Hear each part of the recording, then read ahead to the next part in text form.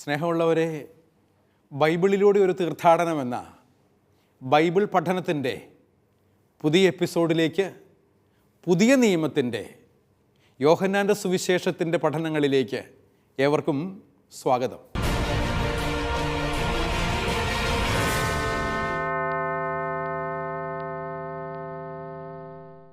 കഴിഞ്ഞ ഏതാനും എപ്പിസോഡുകളായി യോഹന്നാൻ്റെ സുവിശേഷം 10-ാം അധ്യായമാണ് നമ്മൾ പഠിച്ചുകൊണ്ടിരിക്കുന്നത്. ഒരു നല്ല ഇടയൻ്റെ സവിശേഷതകൾ എന്തൊക്കെയാണെന്നും നല്ല ആടാകേണ്ടത് എങ്ങനെയാണെന്നും അതിനെ തുടർന്ന് എപ്രകാരമാണ് ഈശോയെ 4-ാം സുവിശേഷകൻ വാതിലായി അവതരിപ്പിച്ചിരിക്കുന്നത് എന്നുമാണ് കഴിഞ്ഞ ക്ലാസ്സുകളിൽ നമ്മൾ മനസ്സിലാക്കിക്കൊണ്ടിരുന്നത്. അതിൻ്റെ തുടർച്ചയാണ് ഈ ക്ലാസ്സിൽ നമ്മൾ പഠിക്കാൻ പോകുന്നത്.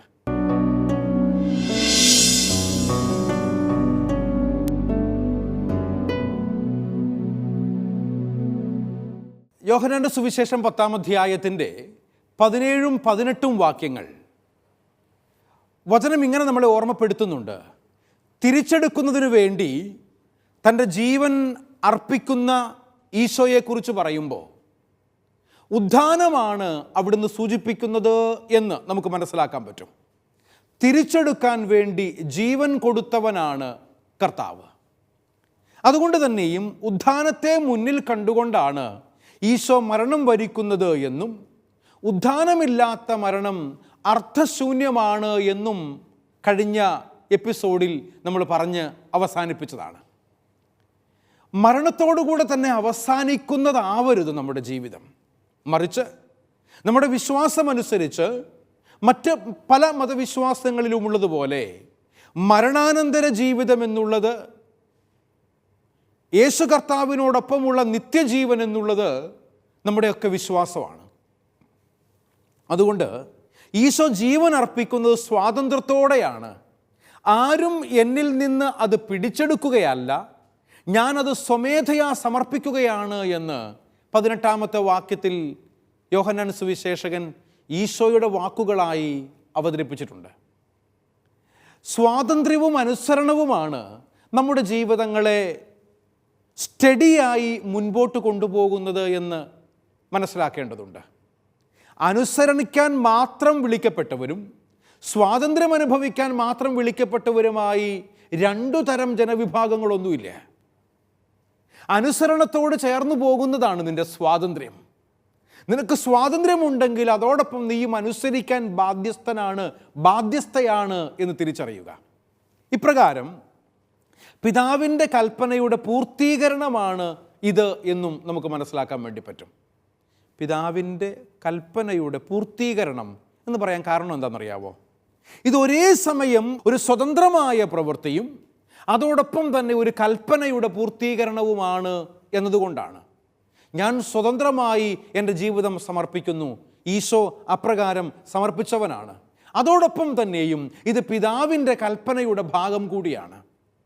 നിർദ്ദേശിക്കപ്പെട്ടു എന്നതുകൊണ്ട് ഞാൻ അനുസരിക്കുന്നു എന്ന് മാത്രമല്ല, മറിച്ച് ഞാനിത് ചെയ്യേണ്ടതാണ്, അതോടൊപ്പം പിതാവ് അത് ആഗ്രഹിക്കുകയും ചെയ്യുന്നു.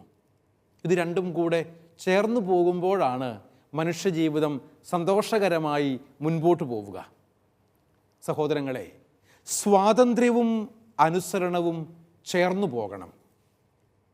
1947 ഓഗസ്റ്റ് മാസം 14-ാം തീയതി അർദ്ധരാത്രി ഇന്ത്യക്ക് ബ്രിട്ടീഷുകാരുടെ കൊളോണിയൽ സിസ്റ്റത്തിൽ നിന്നും സ്വാതന്ത്ര്യം ലഭിച്ചത്.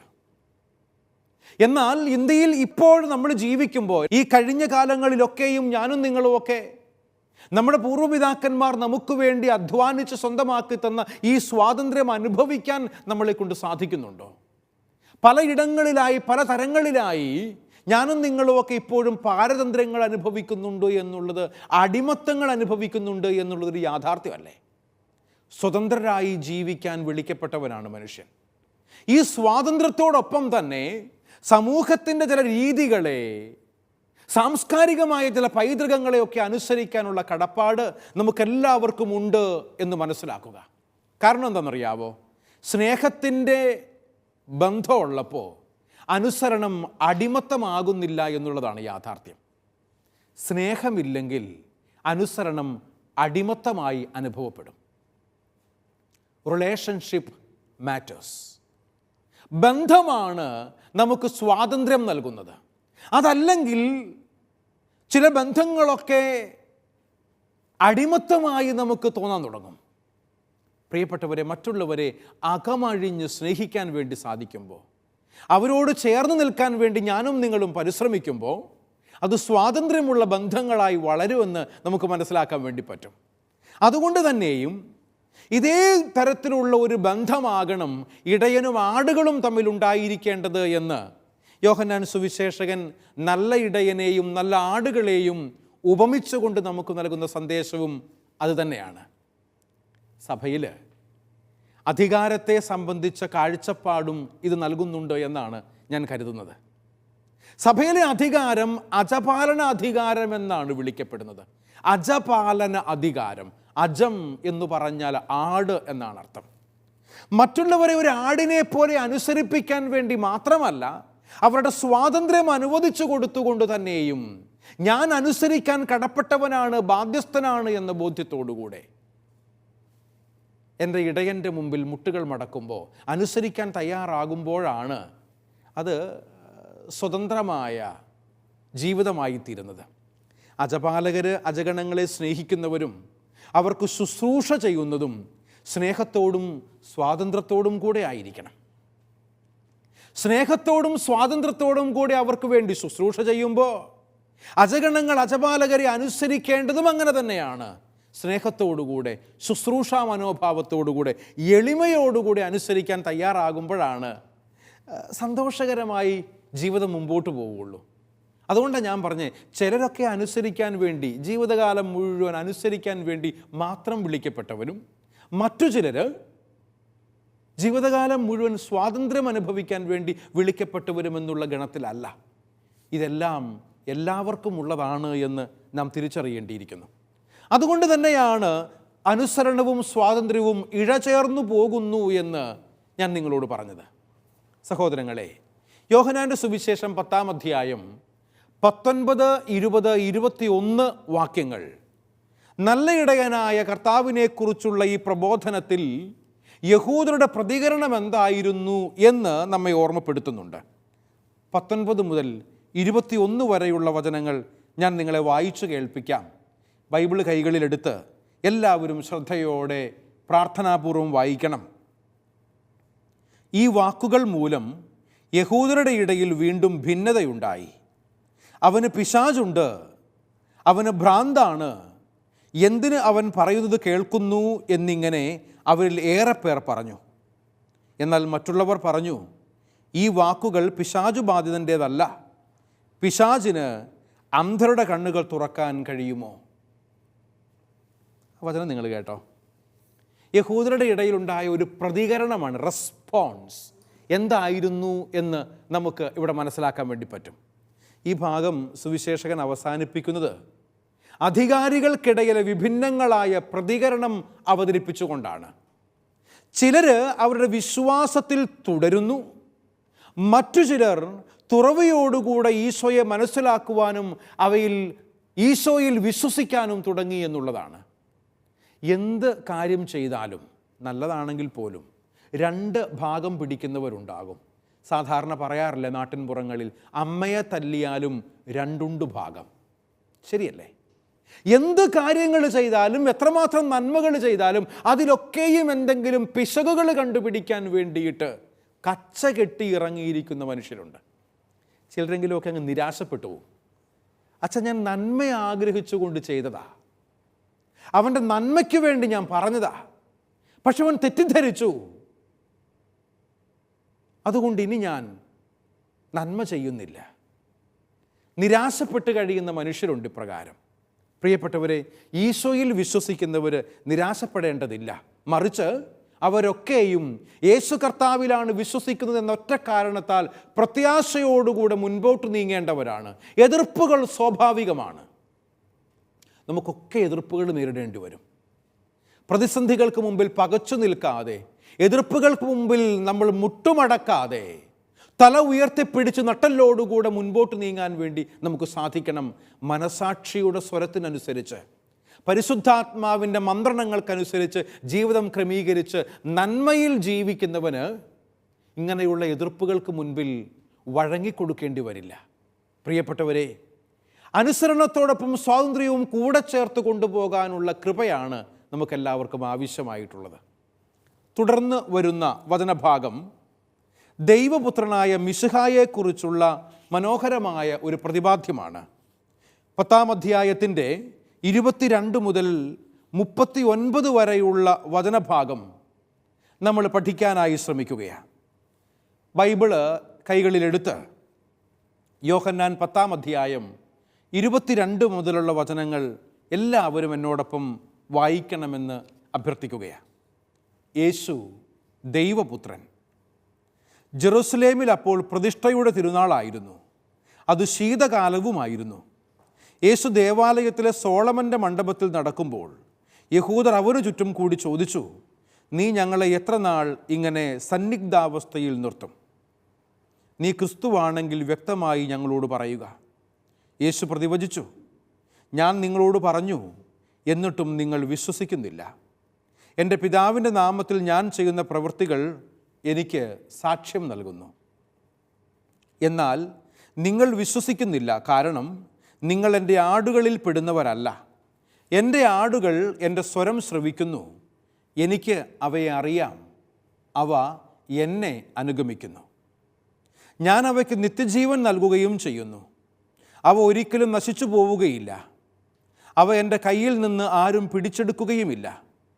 അവ എനിക്ക് നൽകിയ എൻ്റെ പിതാവ് എല്ലാവരെയും കാൾ വലിയവനാണ്. പിതാവിൻ്റെ കയ്യിൽ നിന്ന് അവ പിടിച്ചെടുക്കാൻ ആർക്കും സാധിക്കുകയില്ല. ഞാനും പിതാവും ഒന്നാകുന്നു. യഹൂദർ അവനെ എറിയാൻ വീണ്ടും കല്ലുകളെടുത്തു. യേശു അവരോട് ചോദിച്ചു, പിതാവിൽ നിന്നുള്ള അനേകം നല്ല പ്രവൃത്തികൾ ഞാൻ നിങ്ങളെ കാണിച്ചു.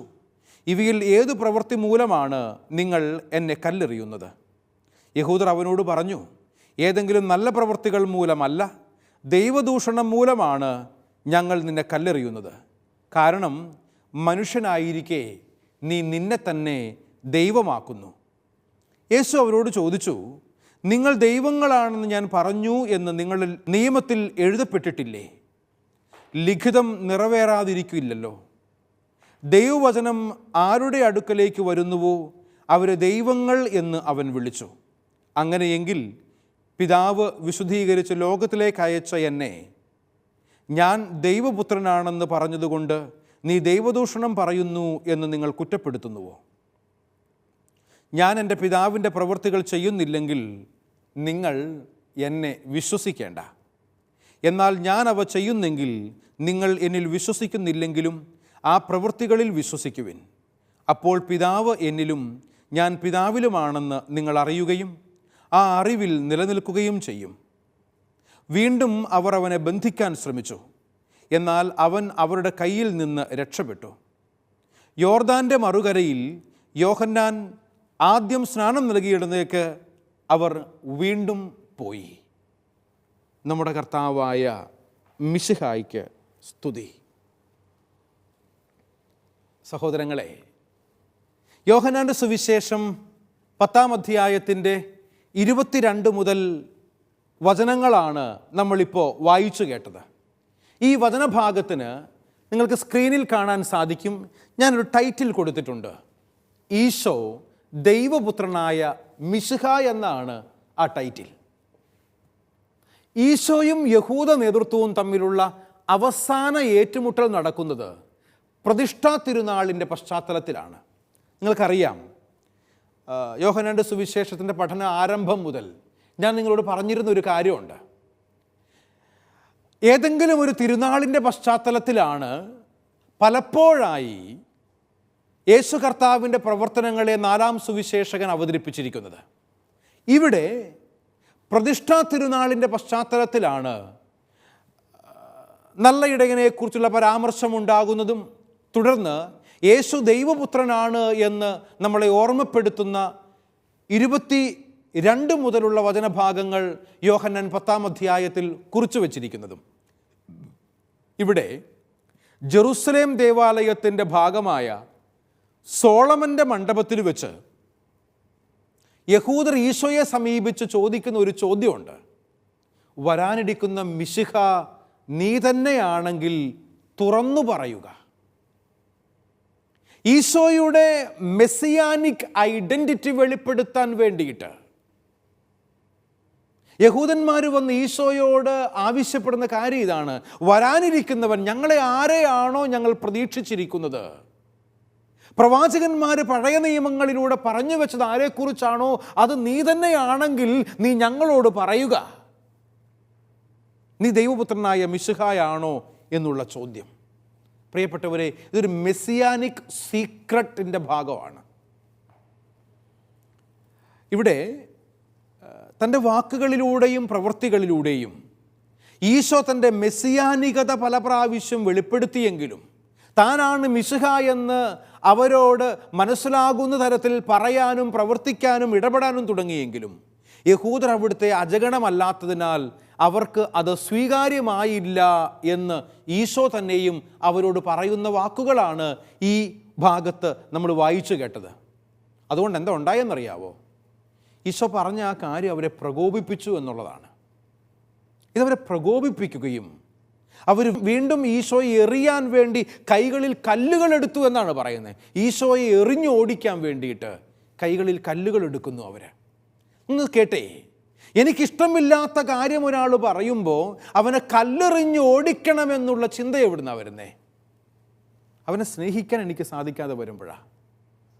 എതിർപ്പുകളെയും സ്നേഹപൂർവ്വം ഔദാര്യപൂർവ്വം പ്രതിപക്ഷ ബഹുമാനത്തോടുകൂടെ സ്വീകരിക്കാൻ വേണ്ടി നമുക്ക് സാധിക്കണം.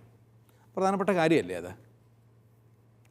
നല്ല പ്രവൃത്തികൾ മാത്രം ചെയ്ത് തന്നെ കല്ലെറിയാൻ ഉദ്യമിക്കുന്ന അവരുടെ പ്രവൃത്തിയെപ്പറ്റി ചോദിച്ചപ്പോൾ നല്ല പ്രവൃത്തികൾ മൂലമല്ല, ദൈവദൂഷണം പറയുന്നത് കൊണ്ടാണ് ഞങ്ങൾ നിന്നെ കല്ലെറിയുന്നത് എന്ന് 10-ാം അധ്യായത്തിൻ്റെ 31, 32, 33 വാക്യങ്ങളിലൂടെ ആ ജനം ഈശോയോട് പറയുന്നുണ്ട്. എന്നാലുണ്ടല്ലോ, ഈ സന്ദർഭത്തിൽ ഈശോ തൻ്റെ മെസ്സിയാനികതയെ വിശുദ്ധ ലിഖിതത്തിൻ്റെ ആധികാരികതയോടെ പ്രഖ്യാപിക്കുന്ന വചനഭാഗമാണ് 35, 36 വാക്യങ്ങൾ. പിതാവ് വിശുദ്ധീകരിച്ച് ലോകത്തിലേക്ക് അയച്ച ദൈവപുത്രനാണ് താനെന്ന് അവിടുന്ന് അസന്നിഗ്ധമായി വ്യക്തമായി പറയുകയാണ്. ഈശോ പറഞ്ഞതെന്താ? പിതാവ് വിശുദ്ധീകരിച്ച് ലോകത്തിലേക്ക് അയച്ച ദൈവപുത്രനായ മിശിഹായാണ് ഞാൻ. ഈശോയെ ദൈവപുത്രനായ മിശിഹായായി സ്വീകരിക്കുക എന്നുള്ളതാണ് നമ്മെക്കുറിച്ചുള്ള ദൈവഹിതം. അതുകൊണ്ടാണ് ഈശോ അത് വെളിപ്പെടുത്തുന്നത് തൻ്റെ തന്നെ വാക്കുകളിലൂടെ. പിതാവ് വിശുദ്ധീകരിച്ച് അഭിഷേകം ചെയ്ത് എന്നെ, പുത്രനായി എന്നെ നിങ്ങൾക്കായി നൽകിയിരിക്കുന്നു. മാമോദീസ വേളയിൽ യോർദാൻ നദിയിൽ വെച്ച് സ്നാപക യോഹന്നാൻ കർത്താവിന് സ്നാനം നൽകുമ്പോൾ സ്വർഗം തുറക്കപ്പെടുന്നതും പരിശുദ്ധാത്മാവ് പ്രാവിൻ്റെ രൂപത്തിൽ എഴുന്നള്ളി വരുന്നതും ദൈവപിതാവ് ഇവൻ എൻ്റെ പ്രിയപുത്രനാകുന്നു, ഇവനിൽ ഞാൻ സംപ്രീതനായിരിക്കുന്നു എന്ന് പറഞ്ഞ് തൻ്റെ പുത്രനെ ലോകത്തിന് വെളിപ്പെടുത്തുന്നതും, അതിനുശേഷം വീണ്ടും താബോർ മലയിൽ വെച്ച് രൂപാന്തരീകരണം സംഭവിക്കുമ്പോൾ പിതാവിൻ്റെ വാക്കുകൾ വീണ്ടും ആവർത്തിക്കപ്പെടുന്നതുമൊക്കെ മനസ്സിലാക്കിയിട്ടുള്ള കാര്യങ്ങളാണല്ലോ. പ്രിയരെ, യേശു കർത്താവ് ആരാണ് എന്നുള്ളതിൻ്റെ വ്യക്തമായ കാഴ്ചപ്പാട് വളർത്തിയെടുക്കുക എന്നുള്ളത് പ്രധാനമാണ്. ദൈവവചനത്തിൻ്റെ വക്താക്കളെ ദൈവങ്ങൾ എന്ന് വിശുദ്ധ ലിഖിതം വിശേഷിപ്പിക്കുന്നെങ്കിൽ ദൈവവചനം തന്നെയായ മാംസമായി രൂപമെടുത്ത് തന്നെ ദൈവപുത്രനായ മിശിഹായായി സ്വീകരിക്കുവാൻ അവർക്ക് എന്തുകൊണ്ട് കഴിയുന്നില്ല എന്നാണ് ഈശോ അവരോട് ചോദിച്ചത്. ഈശോ പറയുന്ന ഈ വാഗമുണ്ടല്ലോ, സങ്കീർത്തനം ഉദ്ധരിച്ചുകൊണ്ടാണ്. അത് 82-ാം സങ്കീർത്തനത്തിൻ്റെ 6-ാം വചനമാണ് ഈശോ അവിടെ എടുത്തുദ്ധരിക്കുന്നത്. പഴയ നിയമത്തിൽ നിന്നും സങ്കീർത്തന പുസ്തകം 82-ാം അധ്യായത്തിൻ്റെ 6-ാം തിരുവചനം ഒന്ന് എടുക്കാവോ? സങ്കീർത്തനം 82-ാം അധ്യായത്തിൻ്റെ 6-ാം തിരുവചനത്തിൽ ഇപ്രകാരം വായിക്കുന്നു: ഭൂമിയുടെ അടിസ്ഥാനങ്ങൾ ഇളകിയിരിക്കുന്നു, ഞാൻ പറയുന്നു നിങ്ങൾ ദൈവങ്ങളാണ്, നിങ്ങളെല്ലാവരും അത്യുന്നതൻ്റെ മക്കളാണ്. ഞാൻ പറയുന്നു നിങ്ങൾ ദൈവങ്ങളാണ്, നിങ്ങൾ അത്യുന്നതനായ ദൈവത്തിൻ്റെ മക്കളാണ് എന്ന് പറഞ്ഞ് സങ്കീർത്തകൻ തന്നെയും നമ്മളെ ഓർമ്മപ്പെടുത്തുന്നത് നമ്മൾ ദൈവത്തിൻ്റെ മക്കളാണ് എന്നുള്ളതാണ്. അതുകൊണ്ട് തന്നെ നിങ്ങൾ ദൈവങ്ങളാണ് എന്നുള്ള ഓർമ്മപ്പെടുത്തൽ. സഹോദരങ്ങളെ, നമ്മുടെ ഉള്ളിലുള്ള ദൈവാംശത്തെ മനസ്സിലാക്കിക്കൊണ്ട് ജീവിക്കുന്നവരാകണം ഞാനും നിങ്ങളുമൊക്കെ. മറ്റുള്ളവരെ അപ്രകാരം കാണാൻ വേണ്ടി സാധിക്കുന്നവരാകണം നമ്മൾ. ഭാരതീയ ആത്മീയതയിൽ തത്വമസി എന്ന ഒരു ചിന്തയുണ്ടല്ലോ. അപരനെ ദൈവമായി കാണാൻ സാധിക്കുക. അപ്പോഴാണ് നമുക്കവരെ കൂടുതൽ സ്നേഹിക്കാൻ വേണ്ടി പറ്റുക. അതേ തുടർന്ന് താൻ തൻ്റെ പിതാവിൻ്റെ പ്രവൃത്തികൾ ചെയ്യുന്നതിൻ്റെ പേരിലെങ്കിലും തന്നിൽ വിശ്വസിക്കുവാൻ ഈശോ അവരെ ആഹ്വാനം ചെയ്യുന്നുണ്ട്. ദൈവമായി തന്നെ അവതരിപ്പിക്കുന്ന കർത്താവിനെ അവിശ്വസിക്കുകയും എറിയാൻ കല്ലുകളെടുക്കുകയും ചെയ്യുന്ന മനുഷ്യരോടാണ് ഈശോ ഇപ്രകാരം പറയുന്നത്. എന്നാൽ അവരവനെ വീണ്ടും ബന്ധിക്കാൻ ശ്രമിക്കുകയും ഈശോ അവരുടെ കൈകളിൽ നിന്നും രക്ഷപ്പെട്ടു എന്നുമാണ് ഇവിടെ വചനഭാഗം നമ്മെ ഓർമ്മപ്പെടുത്തുന്നത്. സഹോദരങ്ങളെ, യേശു കർത്താവിനോട് ചേർന്ന് നിൽക്കാൻ വേണ്ടി പരിശ്രമിക്കുന്ന ഞാനും നിങ്ങളുമൊക്കെ എപ്രകാരമുള്ള പ്രതികരണങ്ങളാണ് കർത്താവിൻ്റെ മെസ്സിയാനികമായ വെളിപ്പെടുത്തലുകളോട് നടത്തുന്നത് എന്ന് നമ്മൾ തിരിച്ചറിയേണ്ടിയിരിക്കുന്നു. എനിക്ക് മനസ്സിലാകാത്ത കാര്യം പറഞ്ഞു എന്ന് കരുതി ഞാനതിനെ അവിശ്വസിക്കേണ്ടതില്ല. അത് മനസ്സിലാക്കാൻ വേണ്ടിയുള്ള ബോധപൂർവകമായ ശ്രമം നടത്തുമ്പോഴാണ് അത് നമുക്ക് കൃത്യതയോടുകൂടെ, വ്യക്തതയോടുകൂടെ, തെളിമയോടുകൂടെ നമുക്കറിയാൻ വേണ്ടി സാധിക്കുക. അതുകൊണ്ട് യേശു കർത്താവ് ദൈവപുത്രനായി തന്നെ ഈ ലോകത്തിലേക്ക് അവതരിപ്പിക്കുന്ന വചനഭാഗമാണ് യോഹന്നാന്റെ സുവിശേഷം 10-ാം അധ്യായത്തിൻ്റെ 22 മുതൽ 39 വരെയുള്ള ഭാഗങ്ങളിൽ നമ്മൾ വായിച്ചു കേട്ടത്. പ്രിയപ്പെട്ടവരെ, അതേ തുടർന്ന് 40 മുതൽ 42 വരെയുള്ള വചനഭാഗം അനുകൂലമായ ഒരു പ്രതികരണത്തെക്കുറിച്ച് പ്രതിപാദിക്കുന്ന വചനഭാഗമാണ്. യോഹന്നാന്റെ സുവിശേഷം 10-ാം അധ്യായം 40 മുതൽ 42 വരെയുള്ള വചനങ്ങൾ ഞാനത് നിങ്ങളൊന്ന് വായിച്ചു കേൾപ്പിക്കാം. അത് ഇപ്രകാരമാണ്: യോർദാൻ്റെ മറുകരയിൽ യോഹന്നാൻ ആദ്യം സ്നാനം നൽകിയിരുന്ന സ്ഥലത്തേക്ക് അവൻ വീണ്ടും പോയി അവിടെ താമസിച്ചു. ഏറെ പേർ അവൻ്റെ അടുത്തു വന്നു പറഞ്ഞു, യോഹന്നാൻ ഒരടയാളവും പ്രവർത്തിച്ചിട്ടില്ല. എന്നാൽ ഈ മനുഷ്യനെപ്പറ്റി യോഹന്നാൻ പറഞ്ഞിരുന്നതെല്ലാം സത്യമാണ്. അവിടെ വെച്ച് ഏറെ പേർ അവനിൽ വിശ്വസിച്ചു. സഹോദരങ്ങളെ, ഇവിടെ കർത്താവ് ചെയ്യുന്നതും പറയുന്നതുമായ കാര്യങ്ങളോട് അനുകൂലമായ ഒരു പ്രതികരണമാണ് നമ്മൾ കാണുന്നത്. എന്താണെന്നറിയാവോ? ഈശോ യോർദാൻ്റെ മറുകരയിൽ യോഹന്നാൻ സ്നാപകൻ ആദ്യം സ്നാനം നൽകിയിരുന്ന സ്ഥലത്ത് പോയി താമസിച്ചു. അവിടെ വെച്ച് യോഹന്നാൻ്റെ സാക്ഷ്യം നേരിൽ കണ്ട വളരെ പേർ ഈശോയിൽ വിശ്വസിച്ചു എന്നാണ് നമ്മൾ മനസ്സിലാക്കുന്നത്. യഹൂദ നേതൃത്വം ഈശോയെ തിരസ്കരിച്ചപ്പോൾ വേറെ പല യഹൂദരും ഈശോയ്ക്ക് അനുകൂലമായ പ്രത്യുത്തരം നൽകിയെന്ന വിവരണത്തോടുകൂടി യഹൂദ തിരുനാളുകളുടെ പശ്ചാത്തലത്തിൽ ഈശോയെ അവതരിപ്പിക്കുന്ന ഈ ഭാഗം, അതായത് 5 മുതൽ 10 വരെയുള്ള അധ്യായങ്ങൾ, സുവിശേഷകൻ ആ ഒരു ഭാഗം അവസാനിപ്പിക്കുന്നത് അപ്രകാരമുള്ള ഒരു വചനഭാഗത്തോടു കൂടിയാണ്. എന്ന് പറഞ്ഞാൽ, യോർദാൻ്റെ മറുകരയിൽ സ്നാപക യോഹന്നാൻ സ്നാനം നൽകിയിരുന്ന സ്ഥലത്ത് പോയി ഈശോ താമസിച്ചു എന്നാണ് തുടർന്ന് വരുന്ന ഈ 40, 41, 42 വചനങ്ങൾ നമ്മളെ ഓർമ്മപ്പെടുത്തുന്നത്. അവിടെ വച്ചാണ് യോഹന്നാൻ്റെ സാക്ഷ്യം നേരിൽ കണ്ട് വളരെയേറെ പേര് അനുകൂലമായി പ്രതികരിക്കുന്നു, അവർ ഈശോയിൽ വിശ്വസിക്കുന്നു. ഈശോ ചെയ്ത പ്രവൃത്തികളൊക്കെയും ദൈവത്തിൽ വിശ്വസിക്കാൻ വേണ്ടിയിട്ടുള്ള അടയാളങ്ങളായിരുന്നു എന്ന് തിരിച്ചറിയുമ്പോഴാണ് അവയുടെ പ്രാധാന്യം, the significance of the miracles, നമുക്ക് തിരിച്ചറിയാൻ വേണ്ടി പറ്റുള്ളൂ. ചെയ്യുന്ന പ്രവൃത്തികളൊക്കെയും എന്തിനു വേണ്ടിയിട്ടുള്ളതാണ് എന്നുള്ള തിരിച്ചറിവാണ് പ്രിയപ്പെട്ടവരെ നമ്മളെ എല്ലാവരെയും ദൈവത്തിങ്കലേക്ക് അടുപ്പിക്കുന്നത് എന്ന് മനസ്സിലാക്കാൻ വേണ്ടി സാധിക്കട്ടെ. ഇപ്രകാരം യഹൂദ നേതൃത്വം ഈശോയെ തിരസ്കരിച്ചപ്പോൾ വേറെ പല യഹൂദരും ഈശോയ്ക്ക് അനുകൂലമായ പ്രത്യുത്തരം നൽകി അവൻ്റെ അടുക്കലേക്ക് കടന്നു വരികയും അവനിൽ വിശ്വസിക്കുകയും ചെയ്യുന്നവരായി മാറുകയാണ്. നിന്നെക്കുറിച്ച് ദൈവം ആഗ്രഹിക്കുന്നതും ഇതുതന്നെയാണ്. നിന്റെ ബുദ്ധിക്ക് അഗ്രാഹ്യമായ കാര്യങ്ങളാണെങ്കിൽ പോലും, നിനക്ക് മനസ്സിലാക്കാൻ പ്രയാസമുള്ള കാര്യങ്ങളാണെങ്കിൽ പോലും ദൈവത്തിൽ നിന്നും വരുന്നവയാണ് എങ്കിൽ 2 കരങ്ങളും നീട്ടി സ്വീകരിക്കാൻ നിനക്ക് സാധിക്കുന്നുണ്ടോ? കല്യാണം കഴിക്കാത്ത കന്യകയായ പരിശുദ്ധ കന്യകാമറിയത്തിൻ്റെ അടുക്കൽ വന്നിട്ട് ദൈവദൂതൻ പറയുകയാണ്, നീ ഗർഭം ധരിച്ചൊരു പുത്രനെ പ്രസവിക്കും. എന്താണ് സംഭവിക്കാൻ പോകുന്നത് എന്ന് മനസ്സിലാകാത്ത ഗ്രാമീണ യുവതിയായ കന്യകാമറിയം വിളിച്ചു പറയുന്നുണ്ട്, ഇതാ കർത്താവിൻ്റെ ദാസി, നിന്റെ വചനം പോലെ എന്നിൽ നിറവേറട്ടെ. ആത്മീയ ഗുരുക്കന്മാർ പറയുക, it was a leap into the darkness എന്നാണ്. എന്ന് പറഞ്ഞാൽ അന്ധകാരത്തിലേക്കുള്ള, ഇരുട്ടിലേക്കുള്ള ഒരു എടുത്തുചാട്ടമായിരുന്നു അത്. ഞാൻ പറയുന്നതിൻ്റെ അർത്ഥം എന്താണ് എന്ന് അറിയാൻ പാടില്ലെങ്കിൽ പോലും ഇത് ദൈവം എന്നോട് ആവശ്യപ്പെടുന്നതാണ് എന്ന് തിരിച്ചറിഞ്ഞു കഴിയുമ്പോൾ അതിനോട് പൂർണ്ണമായും സഹകരിക്കാൻ വേണ്ടി സാധിക്കുക, പൂർണ്ണമായും യേശു കർത്താവിനോട് ചേർന്ന് നിൽക്കാൻ വേണ്ടി പറ്റുക. അപ്രകാരം ചെയ്യുമ്പോഴാണ് പ്രിയപ്പെട്ടവരെ ക്രിസ്തുവിലുള്ള വിശ്വാസം നമുക്ക് ലഭിക്കുന്നതും ആ വിശ്വാസത്തിൽ ഞാനും നിങ്ങളും പടിപടിയായി വളർന്നു വരുന്നതും. വിശ്വാസ വളർച്ചയുള്ളവരാകുമ്പോൾ ദൈവവചനത്തിൽ അടിത്തറയിട്ടവരാകും ഞാനും നിങ്ങളും ഒക്കെ. സഹോദരങ്ങളെ, ഈ ഭാഗം നമ്മൾ അവസാനിപ്പിക്കുമ്പോൾ ദൈവികമായ കൃപാവരങ്ങൾ കൊണ്ട് നിറയാൻ ദൈവവചനത്തിൻ്റെ അടിത്തറയുള്ളവരാകാൻ വേണ്ടി ആഗ്രഹിക്കണം, ബോധപൂർവം പരിശ്രമിക്കണം.